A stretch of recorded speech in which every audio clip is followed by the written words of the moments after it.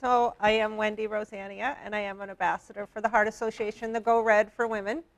And I'm super honored to be here today and just get to talk to you, share my story, but also just talk about heart disease and the need for all of us to be aware more than just this month, which is Heart Month, but to keep it in our minds, not just for ourselves, but for those we love and those that love us. And I actually just went to something down at the state capitol, and a bill is about to pass, which is super great, where every high school student in the state of Arizona cannot graduate without knowing CPR. So they are about to pass that, and they've changed CPR, so it's super not easy to do, but it's not complicated, let's put it that way. And so hopefully we can save lives by acting quickly.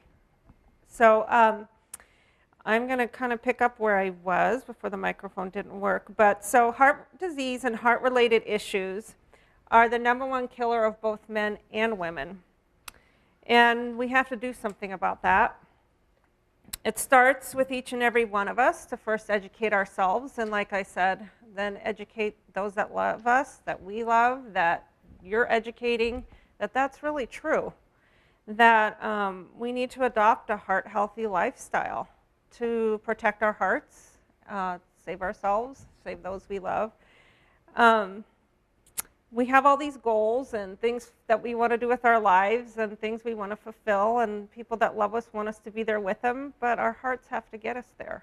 And I know what it feels like to have your heart compromised and you're not sure, like, the next minute, am I going to be okay or not? And so that's not a good place to be in. And so if you get up every morning and you're thinking, not really thinking about your heart, it's faithfully working, beating, taking care of you.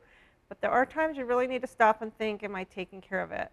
Because it may not always be there for you if you've ignored it. So as you hear from my story, us women, we kind of have a road ahead of us. We not only need to be living heart-healthy lives, but we have to be part of reminding ourselves and others that it's the #1 killer of us too. We don't get a lot of those reminders. We're told to go for our mammograms and our yearly well women checks, which are incredibly important. But it's not our biggest health threat. Our heart is, and we need to look into getting heart exams. And if you don't have a doctor that's already doing that with you, then find one who does. And if your doctor doesn't really think it's that important, then find one that does. And take that action to go forward and say, you know, I want to know how my heart's doing and how can I do better at keeping track of it and those kinds of things. So. And two, with all of you being educators in a medical school, which is awesome, you get to kind of send out these medical students into that thinking, into seeing these patients and saying to them, when they're listening to their heart, you know, how are you protecting your heart? How are you taking care of your heart?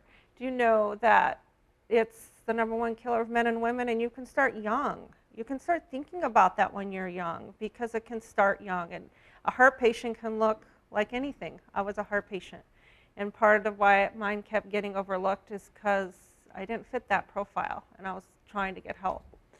So I know in my mind that I mostly thought of a heart patient as older, and mostly a man, not a woman. And but here I was about 1.5 years ago at the age of 46, and not necessarily fitting what a heart profile is for a patient that needed help. My problem started about 5 years ago. I was getting a lot of crazy palpitations.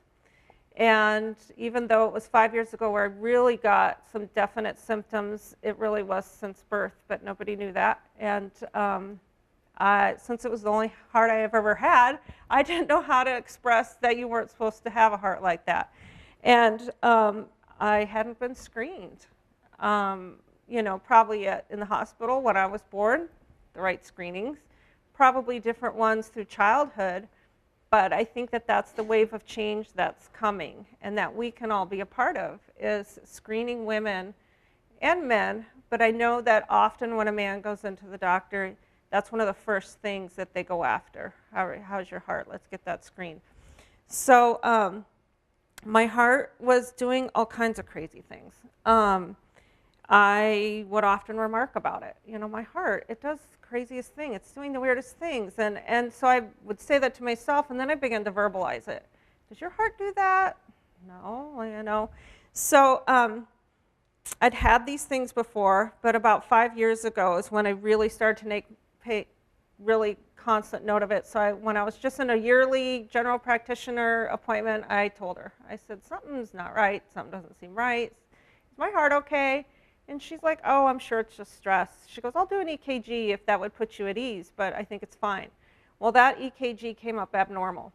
And so she sent me to a cardiologist, and I saw that cardiologist twice. Here's my abnormal EKG. I put that up there just for all you medical people, because if anybody has questions or wants to interpret it and find the abnormality. Anyway, I saw this cardiologist twice, and each about a year apart from each other. And he asked me a lot of questions about stress and if I was anxious or if I was the point person in life. And I thought, you know, what woman isn't the point person? I really didn't know how to answer that question. You know, I'm a mom. I have kids coming at me. I have a husband. We're busy, but I'm not overly stressful. My life isn't out of control. And I said, I don't think that it's something like that. Well, he began to just tell me it was something really small in the electrical system and that it would never stop my heart. And everybody has some palpitations, and I was clear to go. And so that's what I proceeded to do. I just got used to it. I did have more crazy heart moments after that.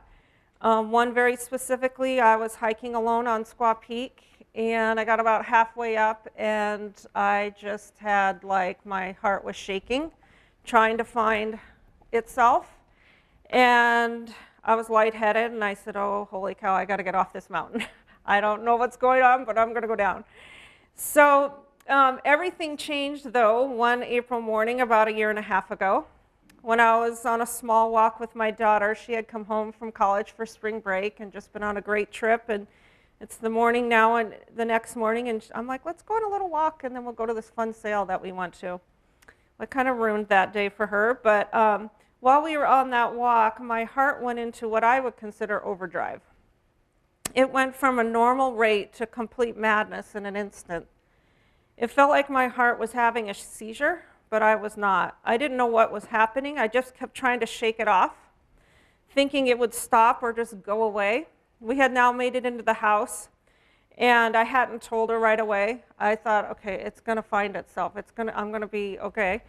And it had been going on for about 15 minutes, and so I thought, okay, I'm going to ask her. I said, do I look okay? Or something's weird. And she's like, Mom, you don't look good. And I'm like, okay, you're being honest. I said, okay. I said, well, I'm not feeling very good. And she said that my whole chest was shaking, and you could see it in my neck. And I told her I couldn't get my heart to stop racing. It was out of control. She needed to call 911. And no mom wants to do that to their daughter.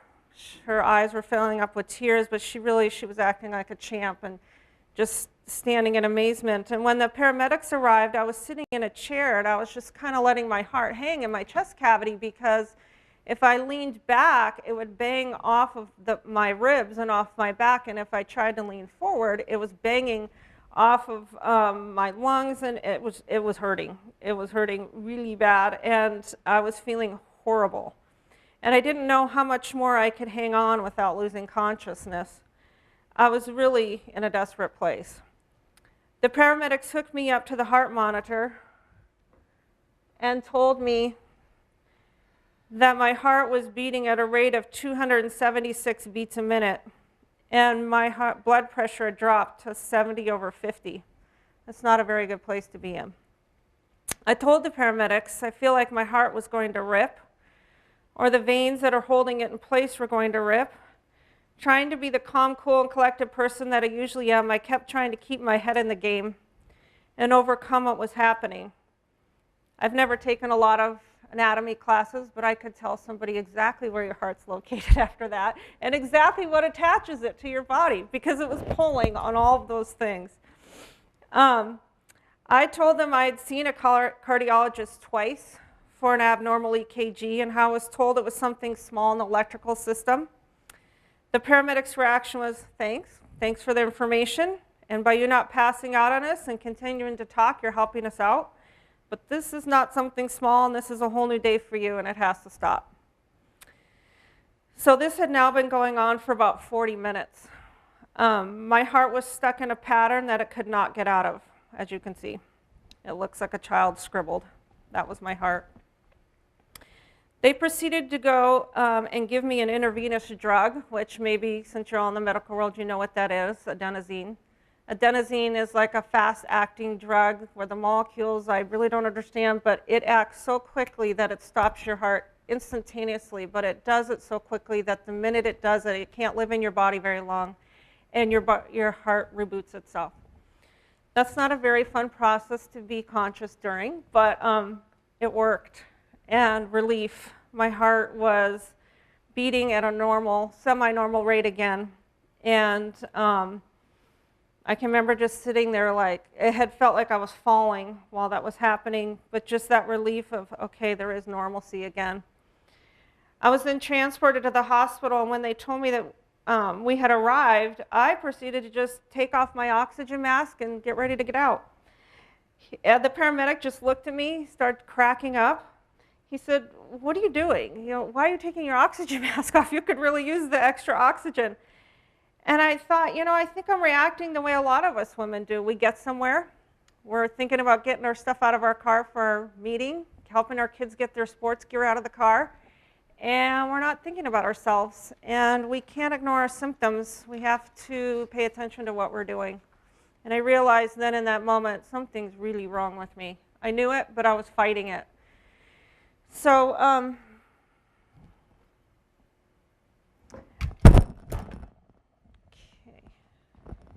I'll reclip it. I then was referred to Dr. Marwan Bahu, who's a cardiologist that he specializes in electrophysiology, and he deals with all the electrical systems of your heart. And he proceeded to tell me that I had a condition called Wolff-Parkinson's White disease, or WPW for short. That's a heart defect that I was born with, where I had an extra electrical pathway in the heart, and it shouldn't be there.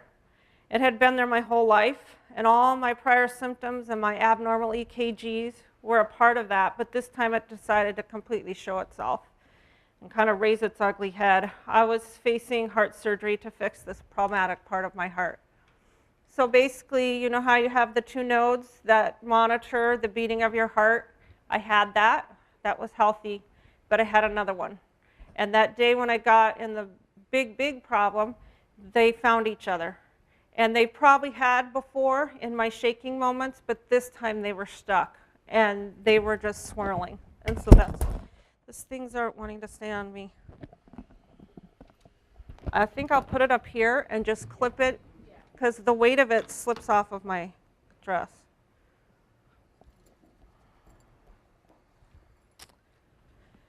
So I was facing heart surgery.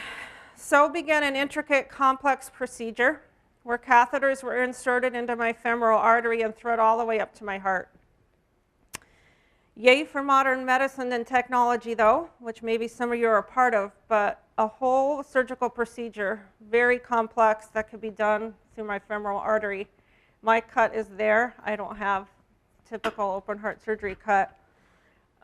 He did everything from there and got the job done. However, the surgery would first start with a complete electrical physiology study of my heart. That extra pathway needed to be located, and then he could proceed to insert a catheter to that exact location so that I could freeze that tissue and get rid of it for good. However, during the study of the electrical system, it was discovered that the extra electrical cells were not where most of these things are found. Usually they're found within your heart, somewhere close to those nodes, because it's a defect. Somehow you started to form another one. But mine was on the outside of my heart, within a small vein. And obviously, I was not conscious during the surgery, but he told me, and then that Banner wrote an article that all he said was, uh-oh. And And probably glad, and he said, I'm glad you didn't hear me. So, because he was like, now what are we going to do? This is going to be a challenge. Had that small vein ruptured during my arrhythmia episode, I would have been faced with life-threatening bleeding. What was supposed to be a straightforward procedure now turned into an operation that lasted more than 2.5 times longer than usual. Dr. Bahu proceeded to go after it, and after trying to reach it with several different catheters, finally had the one that was going to be small enough to go within that small vein and safely reach that extra cell tissue and freeze it hard and freeze it for good. I was cured. That's yeah. So if you think back on my other one, here I now have a normal EKG. My heart never has to go back to that bad place. So I thank the Heart Association, schools, funding for technology, because if they didn't have the technology, I needed every piece of the technology that's been developed. And my doctor said that, I've said that. I can't be thankful enough, because I know that there's still something out there that somebody else needs. So I needed every bit of it, and the fact that you can do this and switch somebody's EKG to complete normal again is pretty amazing, but it's true. On the night that I came home from the hospital, my son came home from playing in his high school baseball game, and I had noticed a huge red Sharpie drawn heart tattoo that he had put on his arm, and in the middle it said Mom. And it was his way of saying, my mom has been on my mind all day long, and I really need my mom to be okay. So I challenge each of you to find out, is your heart okay? You need to do that for yourself and for those that love you and those you love. We're going to go through some slides provided by the American Heart Association, and I would just really encourage you to take this information in and do something about it.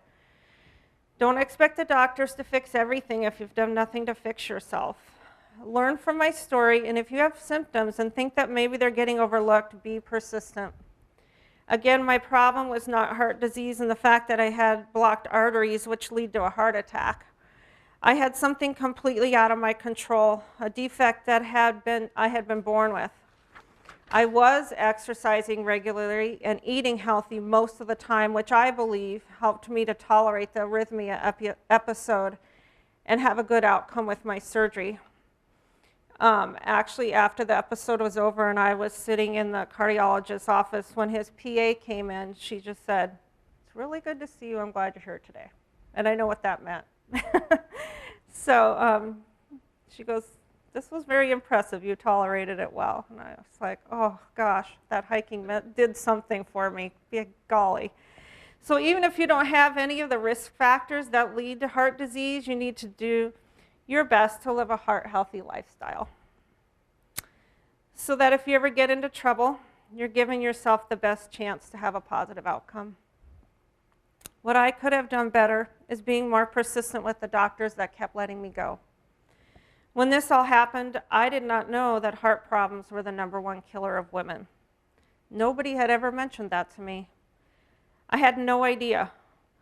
Ladies, we have a road ahead of us, because not only do we need to educate ourselves to live a heart-healthy lifestyle, but we need to make sure that the ones taking care of us know the importance of that for us too.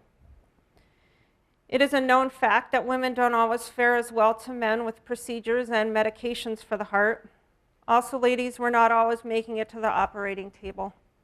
Women are letting their symptoms go for far too long, because they may not even be sure what their symptoms may be. Or we're too busy taking care of others or forgetting about taking care of ourselves. I am here today so that you have an idea. Use my story and everything you learned today to make the necessary choices to protect your heart. When you leave today, it's optional, but I brought little red Sharpie pens, and they're on the table here. And just like my son, who made himself a red Sharpie heart tattoo to tell everybody how much he wanted his mom to be okay, I challenge you that after we go over all the materials from the Heart Association, you will either make yourself a red Sharpie heart tattoo or a heart on something you have with you today to remind you that it's important to find out if your heart is okay too. So we're going to go through some of these, which if you are medical people, this is not super new for you. But I didn't know completely who my audience was today, and it's always good to be reminded. And I know you teach a lot of people, so it's good to bring this back into their minds. So I think that this is something the Heart Association's put together, Living Better with Life Simple 7, and it really is simple seven simple things. And I know all of us, we live full lives, and we set out and we're like, I'm going to do it, I can do it, and we don't always go forward. So I'm just going to encourage you to simplify it, look through these things, do the best you can, and if you get off on track for a while, try to get back on track. So these are the facts. What is heart disease? What have we learned? Why is it important? What's a heart attack? Am I at risk? How can I prevent it? And my life check. So this is what is heart disease. It's basically anything to do with clogged arteries. Again, that's not what I had, but it's what we're mostly going to talk about today. Clogging in blood vessels, your valves, all kind of issues going with that is considered heart disease. What we have learned, factors leading to heart disease can start in young men and women, and they can develop over time. A lot can be fixed, and your heart can be kind of new. So even though it starts young, you can get a little bit of work done on it, and it can rejuvenate itself. But it can start young, and so it's a good idea to start young, taking care of your heart. So heart disease is the #1 killer of adults in the US. I think you guys can read this, so I'm not going to just read at you. But I think it's pretty astounding statistics. So what is a heart attack? Knowing the warning signs, chest discomfort, discomfort in upper body, shortness of breath, all those things that we think of as a heart attack, but actually do something about it, because it says 64% of women who die suddenly from coronary heart disease have no previous symptoms. I'm sorry, 64. wow, that's huge. It is huge.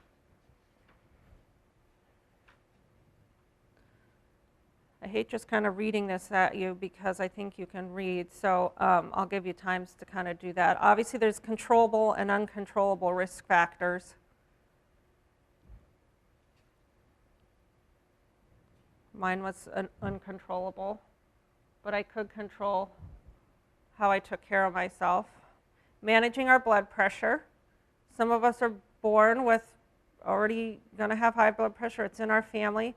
That's one of the 7 things. Keep track of it. Keep on it. And if you are somebody that has high blood pressure and you're afraid to go get it checked because it's embarrassing, or, oh my gosh, I can't believe my blood pressure is that high again. So what? Just go get it checked. You're doing it for yourself. Know your numbers. Track how you're doing. Get active. I think that sometimes can be the hardest thing for us. It's hard to keep moving. It's hard. You're moving all day long and you're exhausted, and it's the last thing that you kind of want to think about doing, but keep moving. Control your cholesterol. There's a lot of information out there about good and bad cholesterol and how it leads to heart disease.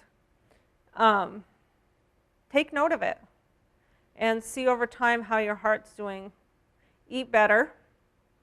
So I know I saw the Juicy Burger truck out there, and of course we all want to have that, but on a regular basis, probably not the best scenario. But can we splurge and have it? Of course.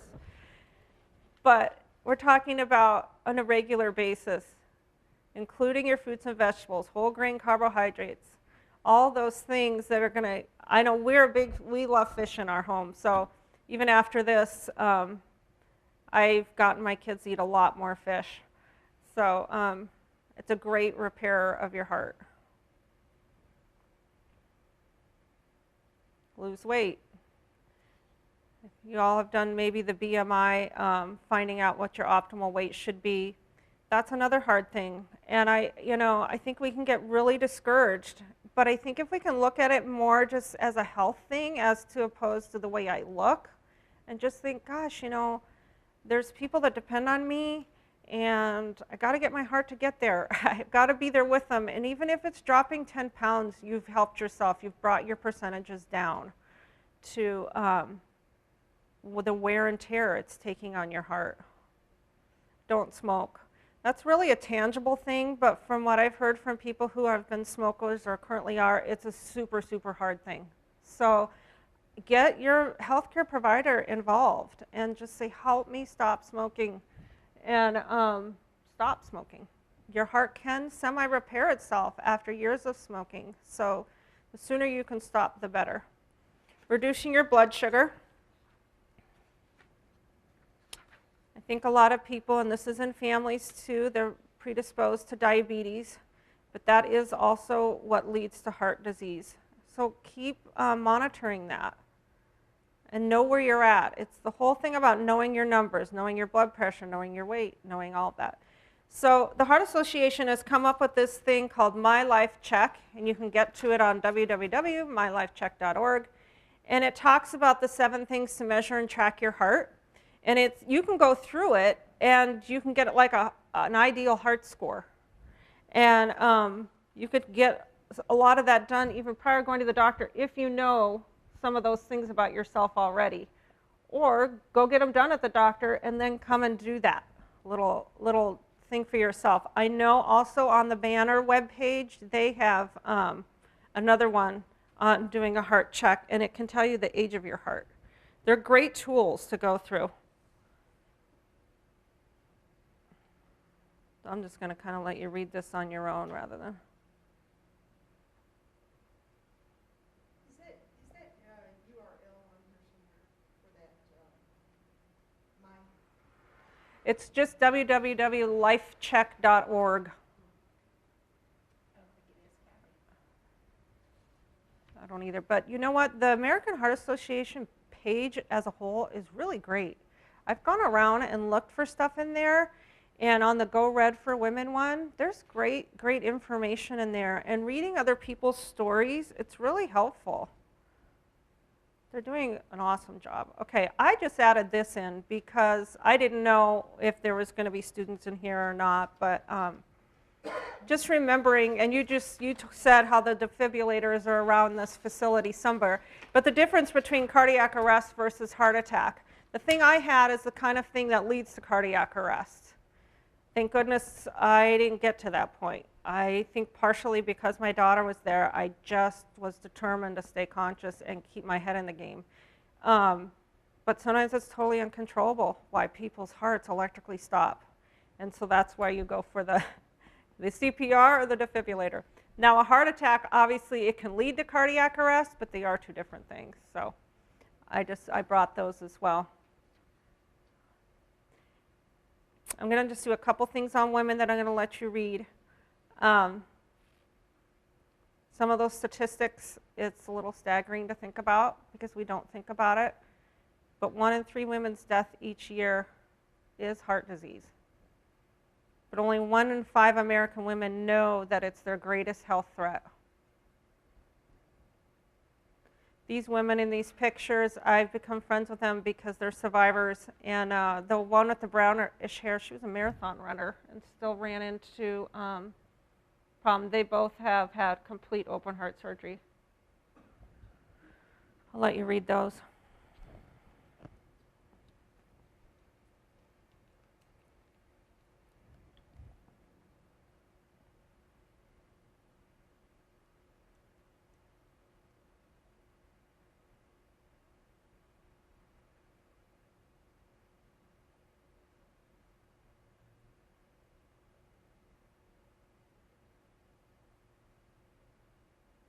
I know that, Tanya, you said that your school puts a lot of students out in the community, which is awesome. I have a physician friend who runs a community health center down like South Phoenix, and so he was asking for a lot of this in the Spanish-speaking materials because it's true, like the Hispanic women, their averages are higher to have heart disease, and so just getting the word out to them.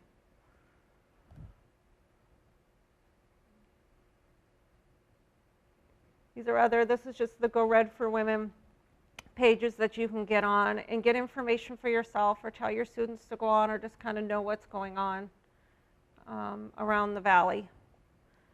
And so that we can, each and every one of us, be part of protecting each other's hearts here in this city. That's a cardiologist here in the valley. Maybe some of you know her, but she did both of those women's open heart surgeries that were on that other picture. She's very involved. I'm going to let you cue up that little, we have a fun little video. Maybe some of you have seen it, but Elizabeth Banks, who's an actress, she put a short little video together for the Heart Association for the Go Red campaign, but she has heart disease in her family. She does not currently have it, but she saw the need, especially for women, to know what's going on. And she put this together, and it's pretty true to form of the way we are. So I thought you'd get a little giggle out of it.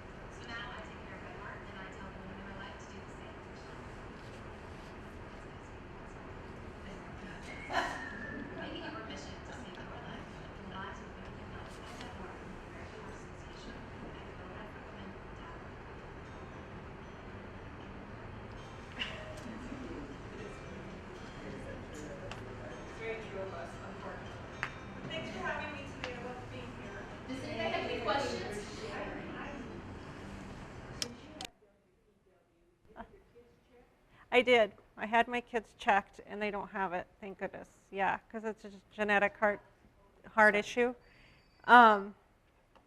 Neither of them have it, so it's a total awesome blessing. So yeah. Did you have either of your parents? Well, there's this thing. Yeah, there's this thing about trying to get my parents to get checked. I've told my dad, because I follow his genetic line very close. I can even see it in me, but other things, and my son too, but it's not in my son. But I'm trying to get my dad to go. I think he's possibly. I know it comes from his side somewhere. So, yeah. Yeah, he goes to his doctor regularly, but I wish he would go to a cardiologist and totally have them read his thing, but I've tried. Yeah. So, so yeah. Other questions? Thank you so much, Thank Wendy. you. Thank you.